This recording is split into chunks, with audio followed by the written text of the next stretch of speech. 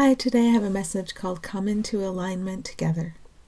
You allow all the pieces of your perception to come into alignment together. This is what is inevitable for you. There is a limit to your resistance, and as you stop resisting what is actually here, the pieces of your perception form a picture that points directly home. Sometimes ego will say toward one you perceive to be other, "Don't be this way." Ego shuts your eyes to their true being and shows you something else. When you see the something else, you feel disturbed. This is a good thing. The feeling disturbed is an alarm telling you that you have seen something in that apparent other that is not actually there. In this moment, you can find your willingness to see your divine siblings as they actually are. You can ask Spirit if there is anything you should do for them. Eventually, all becomes clear. In others, you always have the option of seeing one of two things: their true innocence or a fantasy of their guilt.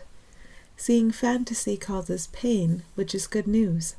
You never have to blame anyone you call other for any pain you feel.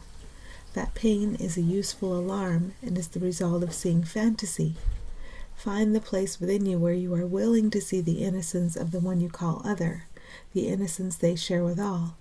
Seeing their innocence proves yours. Innocence is never comparative, it is always shared.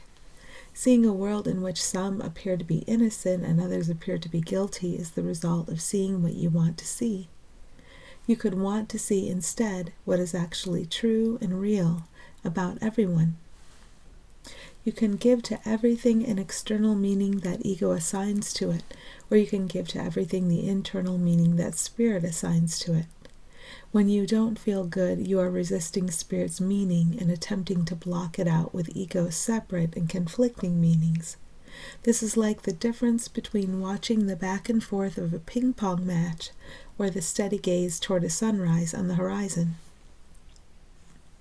The thoughts you believe cause perception of particular outcomes. When you don't feel good, you are oriented toward the perception of a painful outcome. This is motivation enough to find a thought you believe and to refocus on what is prior to and beyond that thought. If your perception is headed in a direction you will not enjoy, it makes sense to allow your perception to be corrected. When you are invested in being right, there is a built-in resistance to having your perception corrected. If you can set down the idea of being right and find your willingness to be happy, this ushers in the correction of your perception. We are real, and we are here. You are real, and you are here. We have that in common. It is our great joy to assist you in all things. Thanks for listening.